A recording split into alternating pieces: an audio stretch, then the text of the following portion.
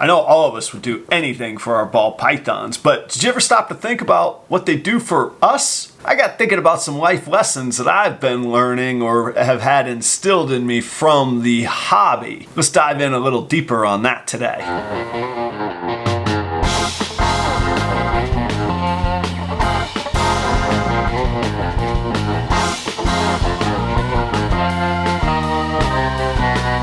What's going on, everybody? It's Adam at Proper Royals. Thank you for joining me today.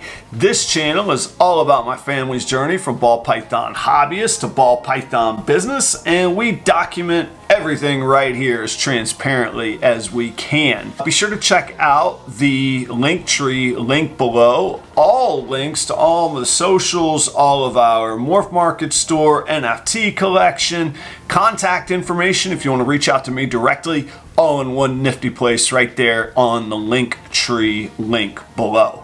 Ball python life lessons. What kind of crazy world is that I'm thinking of this week on this video, right? I talk to a lot of people in the hobby, and one of the topics that comes up a lot is, why do we do this? What do we gain from it? My answer generally is, first, I love, obviously, the business aspect of it. I think the animals are beautiful. So those are the two kind of driving forces.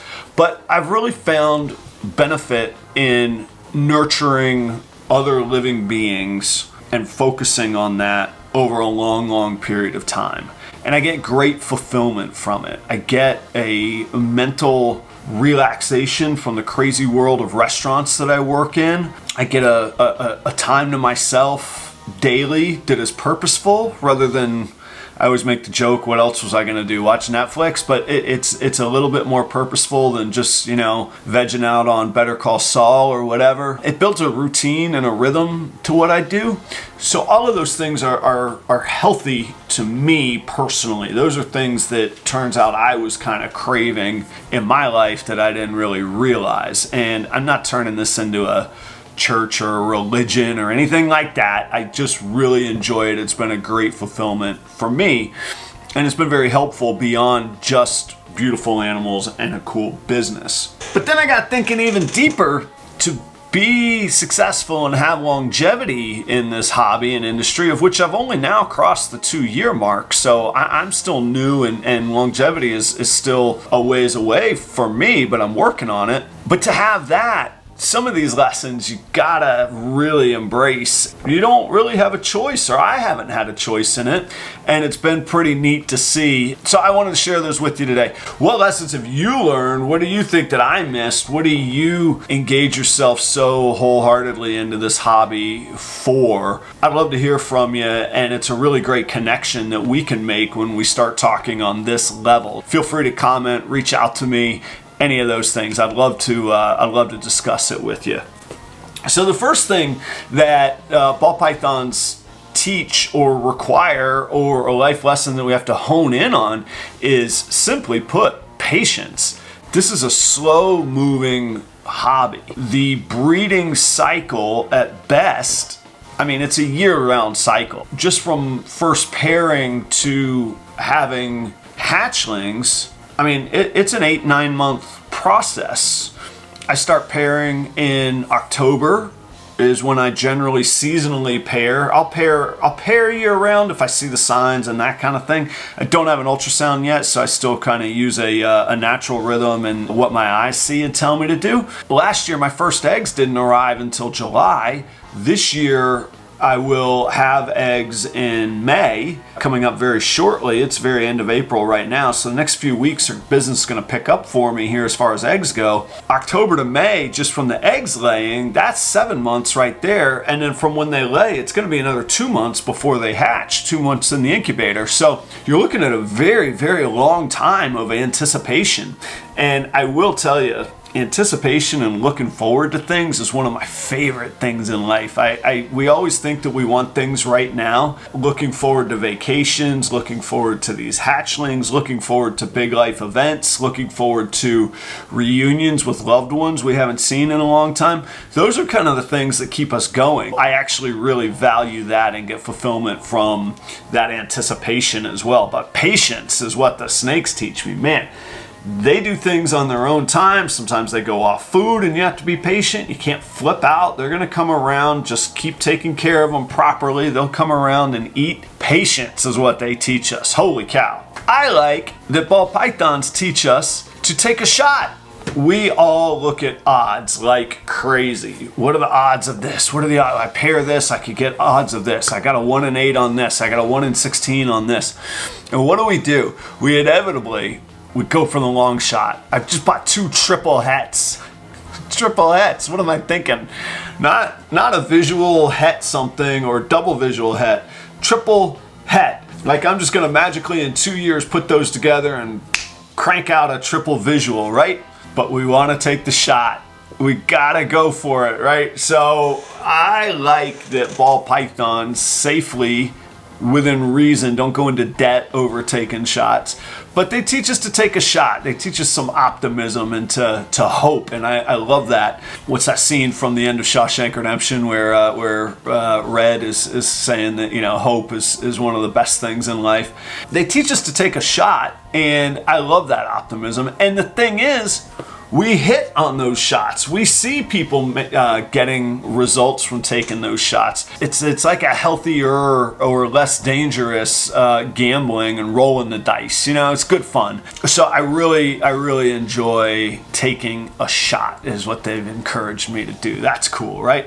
As you grow, and we all have different financial situations in life. Every one of us is unique and we're all on our own journey. And then we all have our own levels of risk tolerance, what we're willing to put into something, life forces. Are we ready to walk away from a career? Or are we 20 years from walking away from a career? All of those things. But as you grow, ball pythons will teach you financial accountability, if not financial accounting. It's an expensive hobby that can get out of hand real fast. And one of the things I love about the hobby is that it is a hobby that can quickly pay for itself. It can quickly become profitable too, I'm confident of. But at least paying for itself is doable with discipline, because you can also go broke. You could buy a $10,000 snake, you could buy a $5,000 rack, and suddenly you have 1 snake and 40 slots on a rack and you're 15 grand in. That's very possible to do. And I don't know about you, but I don't spend 15 grand on anything. The most expensive car I've ever bought is 15 grand. And that's the car I drive right now. Again, we all got different tolerance levels of risk, debt, all of that sort of thing. Ball pythons will teach you financial accountability, and again, if not, make you an ace at financial accounting. You have to figure out how you're going to feed your animals. You got to figure out how you're going to house them. It's expensive to heat spaces. If you choose to heat an enclosed area like I do, I built a room, I installed an AC.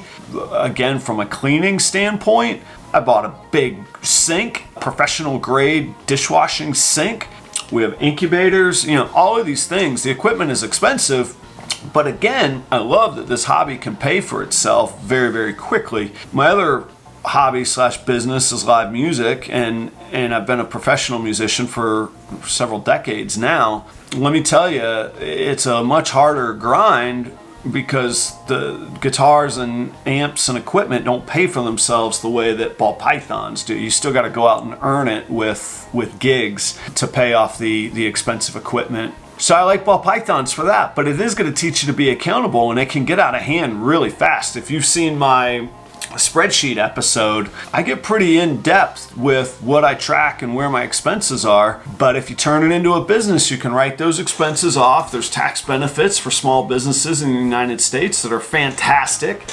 And you're going to do it anyhow, so you may as well go legit and get the benefits of running your own business. You can learn while you're doing it and maybe transfer those skills to other parts of business opportunities in the future as well. So it's a great learning ground, but they teach us to be financially accountable. I like that ball pythons also teach us to be decisive. You cannot mess around, you cannot hem and haw, you cannot sit there and overanalyze, what's the expression, paralysis by analysis. You can't sit there and just get frozen thinking of the millions of different things that you could do. Here's why I say it. You got to be decisive when it comes to pairing. Once you pair 2 snakes, even if you don't see them lock, you might be in bed with that pairing permanently, because all it takes is one successful lock at the right time in the right place. We have to be decisive with our decision making.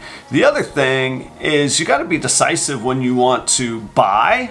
There's tons of buyers out there. There's tons of snakes available out there. You got to be decisive when you jump in. Here's what I want. Here's what I'm willing to pay. Will you do it? Won't you do it?